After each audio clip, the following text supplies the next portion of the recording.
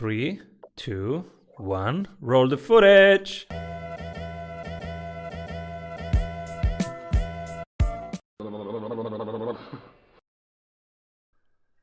Welcome back, everybody. I'm Simon Severino, your host. And today, my guest has over 30 years of business experience with executive teams talking leadership, talking performance, talking performance under pressure. What does leadership and performance look like when it's tough? He has worked with high-stress environments like the US Marines, the NASA, Intel, Goldman Sachs, and even surgeons. We will dive deep today into what it means to lead under stress. Welcome, everybody, Bill Benjamin. Good morning. Great. Wow, everybody's excited. And Bill, what are you currently creating? We are working on something called the Last 8% Academy. And that's really all about its training that will help people approach what we call their last 8% moments with courage and skill. Now, you might be wondering, well, what's last 8%? If you are, then mission accomplished. The last 8% is really all about the things that are most difficult, the things that we have to do that are uncomfortable. Most of us are pretty good at the first 85, 90, 92%. As an example of a conversation where we have to give somebody some difficult feedback or share something that might, be upsetting to them. We get 90, 92% of the way there, and suddenly the other person starts reacting emotionally, and we tend to step back a little bit. We don't really step in and say that last 8%, the part that really needs to be said, but we fool ourselves that, hey, we did have the conversation, but then they go away thinking we have the conversation, and then things don't change, and we wonder why. We know from research that 68% of people, when it comes to difficult conversations, that last 8%, they avoid. They either avoid the conversation completely, or they avoid really having the full conversation. Now, the other 32%, and I'm more like this, when the conversation starts to get tense, when things get emotional, they get emotional. I get defensive. Now I'm making a mess of the conversation. So we talk about people either being avoiders or make a messers. As we workshop this with clients, they told us, well, it isn't only conversations where I have these last 8% moments. There's difficult decisions I have to make. There's the first 92% where everyone's agreeing, and that's easy. Then there's those last 8% where someone's not going to be happy. Someone's not going to like the decision that I made. And again, I tend to either avoid that or just, make the decision to make a mess of it. There's many other kinds of last 8% situations. Having to give a presentation. For many people, that's the biggest fear they have is, public speaking. Taking on a project where you don't have all the skills. There's many of these last 8% moments. And the reason we know that they're critical, how we perform in these last 8% moments, because this is when the pressure and the stress is on, is that's when emotions get triggered. And when the emotional part of our brain gets triggered, chemicals get released into our body and our brain. One of those chemicals is cortisol. Now, that does a number of things, but one of the things cortisol does is it causes memories to be seared in. So in those tough last 8% moments, that's what people are going to remember. They're not going to remember how you showed up in the 92% of moments. They remember those tough or difficult moments. That's why you can do something right 9 times out of 10, but that one time you messed it up, that's what everyone remembers. So your reputation, how you build trust and connection and relationships, that's all established in these last 8% moments. How does it feel to master the 8%? Well, I wouldn't know because I haven't mastered it yet. No, I'm kidding. That's a really great question. Because what happens in last 8% moments is when we have those initial negative experiences, which most of us do, we kind of decide, well, I guess I'm not good at that, or those things don't go well, and so we tend to avoid them. But we know we're avoiding, and so then we start feeling bad. Then we start feeling a little bit of regret and shame, like I know I should be stepping, and I know, or I made a mess of it, and I shouldn't have said what I said, and I wish I hadn't sent that email. So not being skillful at it can lead to some shame and regret. On the other side, as people start to build the skills, the emotional intelligence skills that enable us to do this skillfully, you start to feel better about yourself. You start to feel like, wow, I'm having the impact I want to have. Because so often, the other person, they need to hear this feedback, or you need to make the tough decision. You start to build that confidence and that self-esteem that, hey, you can do this. You can step into those difficult situations and lead effectively. So it feels great, actually, when you do. Why do so many of us avoid the last 8%? Yeah. I mean, the emotional part of our brain is there to protect us from any harm. So it's the same part of our brain that if you were in the jungle and a tiger jumped out at you, would immediately cause a cascade of chemicals into your body and your brain, and we get ready for fight or flight. So that part of our brain that's there to protect us, when we have to go into a difficult conversation, that part of the brain is already on high alert. It's already triggered, especially if it's gone badly a couple times. It's like if you're in the jungle and you know there's a tiger out there and you hear wind rustling in the bushes, what do you assume the wind is? Well, you assume it's a tiger. Now there's two tigers. There's the real one and there's the one you're imagining. So we can just think about having to have that difficult conversation, and that emotional system triggers. And that emotional system moves us toward default behaviors, fight or flight, which is make a mess or avoid. So it's really emotions that cause us to want to either avoid or make a mess of last 8% moments? That's a great question, Simon. Does it get better with age? It depends on the person. Many people, yeah, they do get wiser. They have, some experiences where they do have the courage and they do step in, and it doesn't go as horribly as they imagined it would. In fact, it has a positive outcome. They become wiser. They're more able to manage their emotions. Because again, as I go into communicating a difficult decision or into a tough conversation, if my emotions are already triggered, then I'm much more likely to trigger the other person. So with age, a little bit of that stress, a little bit of that pressure, we can manage it more effectively. However, there are people where it's the opposite, and we've all met them, right? They become more negative, they have difficult experiences, they become more resistant. I'm no good at this, and it's tougher for them. So it can go either way, really. What about relationships? Because you work mainly with executive, and this is where we will go most. But what about the everyday relationships, marriages? Is it the same thing? 8% there? Absolutely. In fact, in our training, a lot of what people do apply this learning to, and the skills we teach is to their personal relationships. And the emotional brain doesn't care whether I'm dealing with a difficult peer or employee, or my wife or partner, or husband or wife or partner. It can learn to be more effective. And in fact, I mean, our personal relationships with our kids, I have two teenage daughters. So I'm constantly having to practice managing emotions. They create last 8% situations 8% every every day. day. Every day is 8%, exactly. So absolutely, this applies both personally and professionally. I was I was invited by my kids to learn the 8% because they, 3 years old, 6 years old, they are a mirror, and they are in the here and now, and they are unafraid. And so they would say, Papa, when are you gonna die? And we Right. would talk about, the cadence of death, and what it means and what happens, and Papa, what is the soul? And so we are right there at dinner. We are 8% territory. Yeah, absolutely. And kids, as you say, are mirrors, and they're really mirrors because most of behavior in kids is driven by modeling. And so they model us. So, if I'm yelling at my daughter to be quiet, all I'm teaching her is to yell when she's upset. I'm actually teaching her the exact opposite of what I'm trying to get her to do.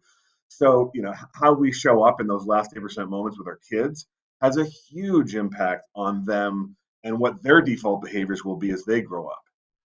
And they see us talking to our team members, to our dearest ones, and how we deal with the difficult situations, right? That's why it matters. Your work really matters. And I'm curious, when you stand in front of Goldman Sachs, of NASA, uh, how does the work look like?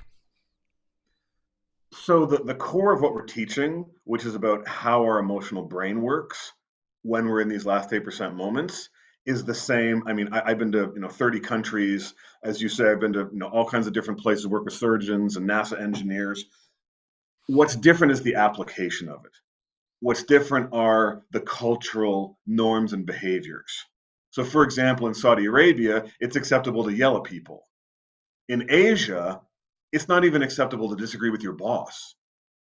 So some of the learned default behaviors, in some organizations, like Intel would describe themselves as, we're criticizing somebody's ideas like a sport.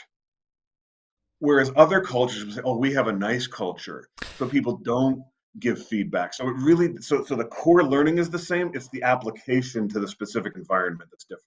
And they would see criticizing the idea, not the person, right? So you can criticize my project, criticize my product. It's not me that you're criticizing, so I take it in a sportive way.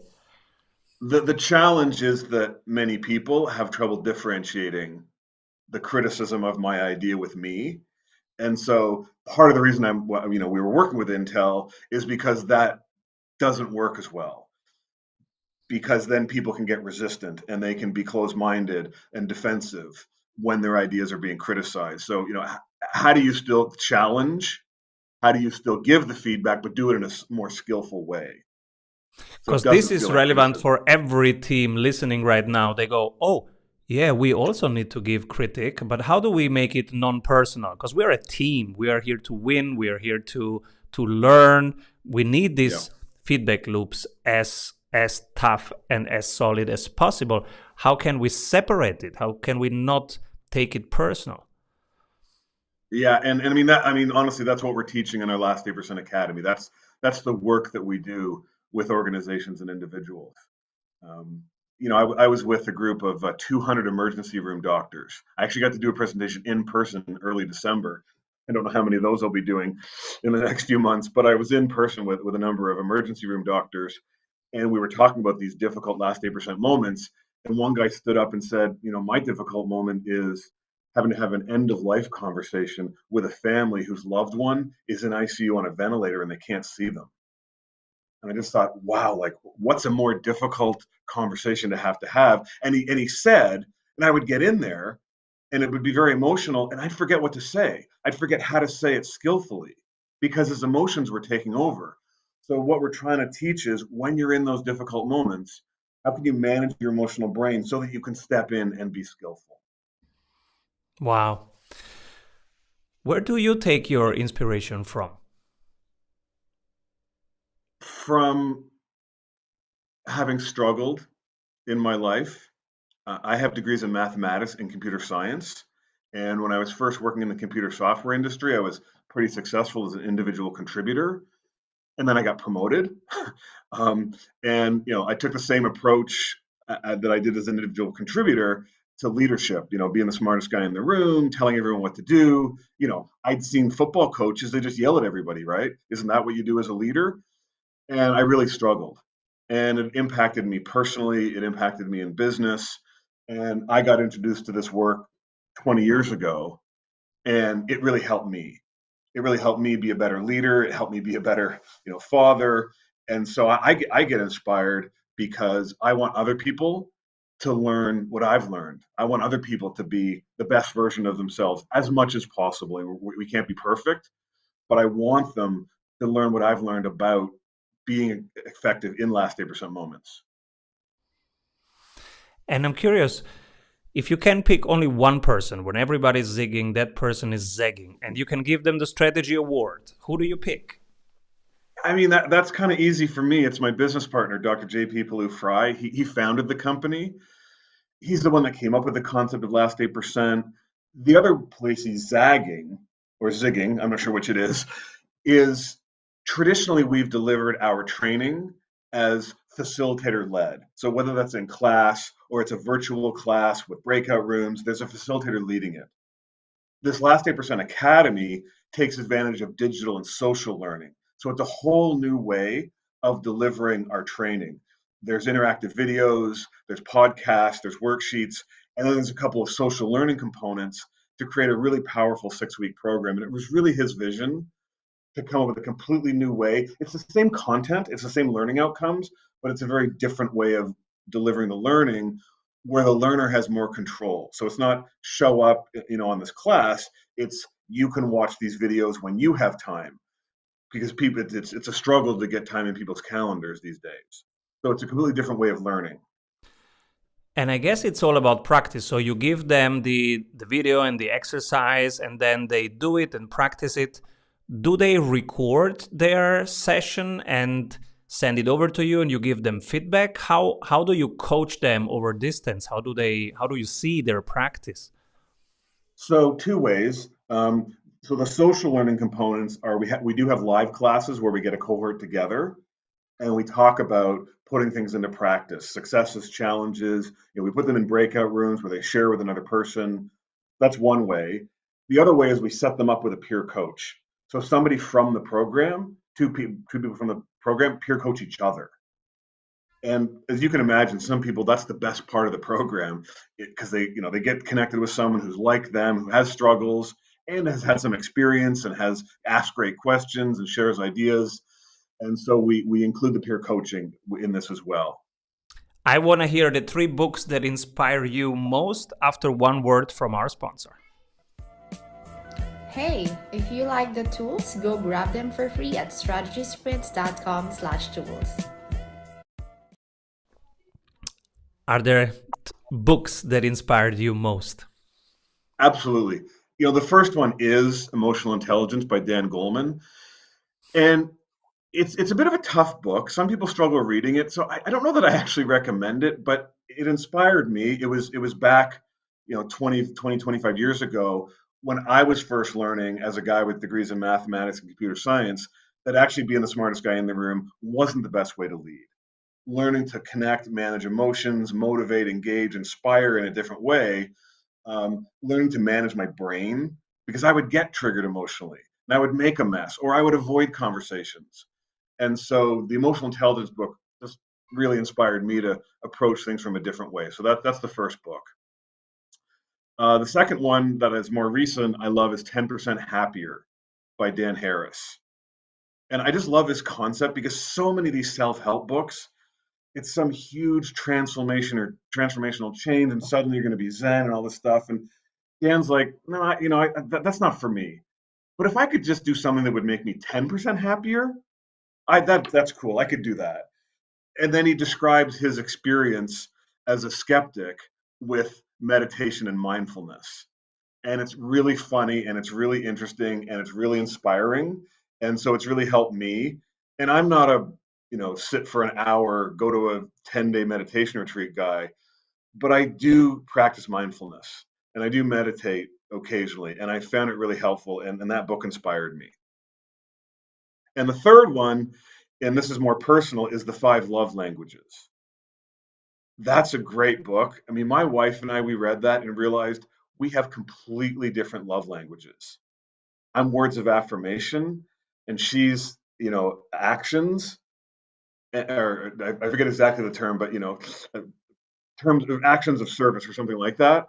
So I'd be giving her words of affirmation, assuming because that's what I like, that's a value. She's like, oh, that's nice. But whereas she's doing acts of service for me, and I'm like, well, that's nice, but you didn't affirm it. So it was a really helpful book for my wife and I in terms of figuring out, how we could better value and appreciate each other. Beautiful. And I also like his podcast. He has a 10% Happier podcast, which is pretty cool. He does. It's excellent. And he's got a Yeah. 10% Happier app, which has guided meditations on it. And again, I don't like every meditation, but man, there's a couple people on there that I just love listening to. So again, for people who haven't been introduced to meditation and mindfulness, rather than just sort of sitting there trying to do it yourself, you have somebody guide you through it, and that's much more effective for me. Yeah. It took me like 15 years of yoga and long retreats, etc., to then realize that it's really tough for me to just sit. And then for years I had zero practice and I had given up. on Yeah. meditating. And then Yeah. and then I found the Wim Hof breathing, 17 minutes, and now I do that every day, 17 minutes. So if somebody's listening and struggling with meditation, um, there are smaller ways to get back on track. And for me, it was breathing. 17 minutes of Wim Hof breathing, I was back on track. Good for you. And I think one of the biggest things is when we're struggling with it is feeling like, well, we're doing this wrong. I'm no good at this. And in the practice of mindfulness, there is no wrong. There is no right or wrong way to do it. It's just what's your experience? Where is your mind taking you? And noticing that. And then, centering back on your breathing. But if you meditate for 10 minutes and for 9 minutes and 30 seconds, your mind was racing, that's okay. That's learning. That's some self-awareness about what your mind does. How does a day in your life look like? How do your practices look like currently? Yeah, I mean, I do try to practice meditation in the morning. I try to exercise most days. I prefer exercising in the afternoon after work. And then during work, obviously I've got my clients I'm working with. I've got the team. We have employees in the team that I'm working with, setting strategy, all that stuff. And then I always try to make some time, at least 2 or 3 times a week, for some sort of learning, listening to a podcast, reading something, watching someone's, TED talk, because I'm an aggressive learner and I want to keep learning. And then some time with my kids in there, and my wife. 8% training right there. Yeah. What are you excited about looking forward with your ventures? Well, this last 8% Academy is still fairly new. We've piloted it. We've had 3 cohorts go through. We've gotten great feedback, and so I'm just really excited about the impact that can have for people, because we all struggle at times, right? We all have things that are difficult, these last 8% moments. And when we can overcome those and feel like we can handle those, we can handle that pressure, as you asked me earlier, we feel so much better, right? We don't wake up in the middle of the night worrying about something. We're not constantly stressing about it. And so I'm just excited about, having a positive impact on people. What would you say to the people that are sleeping badly right now? I mean, do what you're doing now. Invest some time. They're listening to this podcast. Invest some time in finding ways that are most effective for you to learn. Whether that's podcasts, again, whether that's watching videos, whether it's reading, whether it's going to a training program, whether it's having a coach or therapist. Either way, is to find ways to learn, because the brain can change. So one of the biggest things is, and you may have read Carol Dweck's book Mindset. Some people have what's called a fixed mindset, which is just assume this is the way I am. You know what? I just wake up in the middle of the night stressing. That's just who I am. Whereas if we have fixed mindset and what's the other Growth. mindset? Growth Anyways, mindset. thank you. Growth mindset. That's the name of the book. And with age, my memory is failing me at times. By the way, I always say at this age, my brain is full. Anytime a new memory comes in, One has to go. but I don't get to pick which one falls out. So Carol Dweck's book Mindset talks about a growth mindset, which means we believe we can change and get different. And that's the great news. No matter how much stress or pressure you're feeling, no matter how unskillful you are in your last 8% conversations, you can change your brain. You can get better at this. So that's the other encouragement I would give to anybody that's listening, is don't assume, you're just stuck the way you are. Because this year has been stressful for pretty everybody. And not just the distress of having to pivot, having supply chains not working, and having to let go of so many things and people, but also the positive opportunities that were disrupting. If I was so stressed out to understand Bitcoin and blockchain and to jump onto it, of course, and to use the opportunities. But then I observed myself and I was like, hey, Simon, even the opportunity side, it's highly stressful. You look like a day trader right now trying to understand blockchain. It's highly stressful. Are we all stressed out? meanwhile?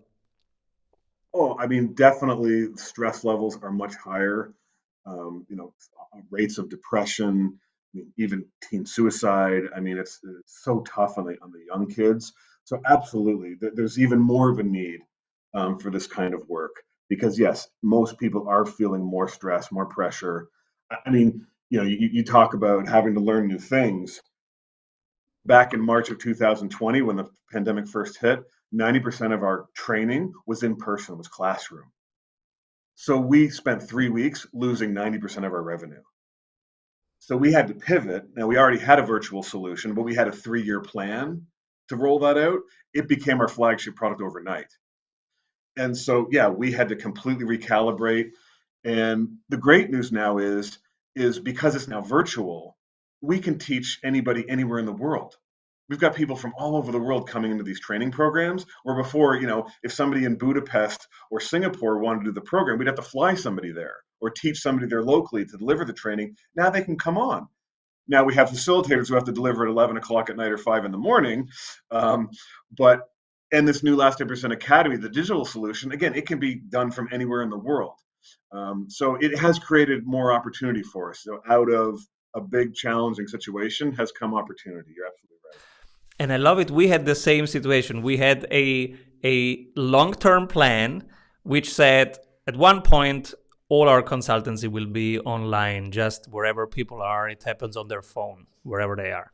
Nobody has Mm-hmm. to fly anymore. And it was pre-pandemic.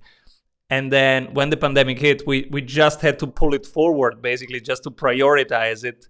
Yeah. And that is maybe the positive part of stress, right? Some people, they look for stress. They put onto their 3 years plan something stressful, something that is a stretch goal, Yes. and it Well, makes and them that's because ready. stress actually motivates us. We actually need a little bit of stress. If we don't have a little bit of stress, then we become complacent. Whereas a little bit of stress, it causes us to take action. But if it becomes too much, then it starts to degrade our performance. So it's really about finding that balance of, yeah, taking on new things, doing things that are uncertain, which is also better for our brains.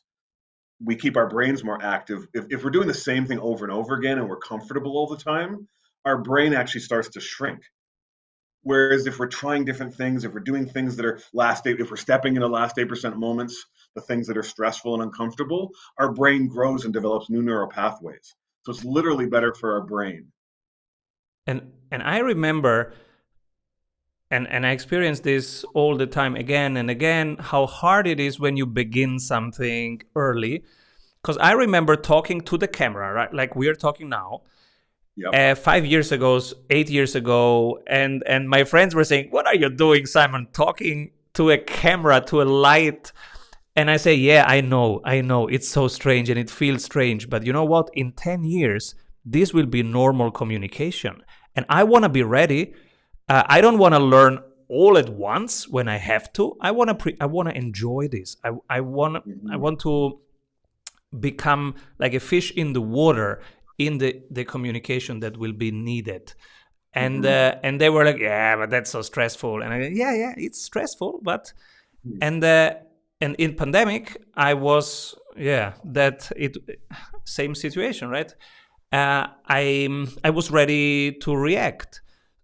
So how do we deal with that? We know what's right, we start doing it, but it feels strange and Mhm. confidence is low. Am I sure? Mhm. I mean, that's where self-awareness comes in. And self-awareness is at the foundation of emotional intelligence because what's keeping us from acting in those situations is fear and emotion. And so if we can recognize, well, what is the fear? I'm worried about failing, or I'm worried about people not respecting me, or I'm worried about, any number of things. And so when we can recognize why we're not stepping into those situations, then we can learn to manage it. So, self-awareness is absolutely critical in terms of being able to deal with those kinds of challenging situations. If teams want to find your trainings, your academy, where can they find it? So they can go to last8percent.com, and the eight is the number, the last8percent.com. There we have a whole description of what Last 8% is. You'll meet my business partner, Dr. JP Palou-Fry.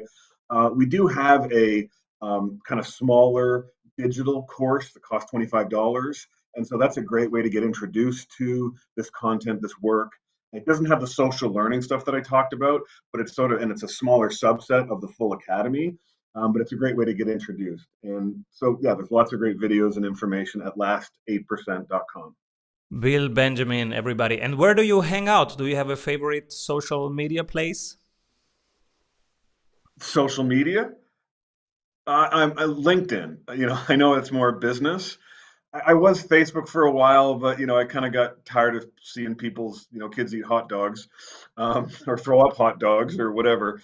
But by the way, the other one I do hang out in is Snapchat because my daughter hangs out there. In fact, if I want to communicate with her and get her to respond, Snapchat works much better than texting or a phone call. So I do hang out on Snapchat. And how does that shortness of the communication, is it easier to talk 8% when it's gone later? Say that again. When so Snapchat later? Is the message disappears, right? Oh. So is it easier to go into the 8% when the message disappears later? I mean, honestly, my recommendation would be do not try to communicate a last 8% conversation in social media or text or even email. It really needs at least over the phone. You need to be able to hear how someone's responding. Ideally, it's video, so there's that connection. So yeah, I mean, that's rarely going to go well. I mean, having said that, I know these young kids, they break up with each other over text, and yeah, that's the world we're living in, I guess. And Bill, who should be my next guest?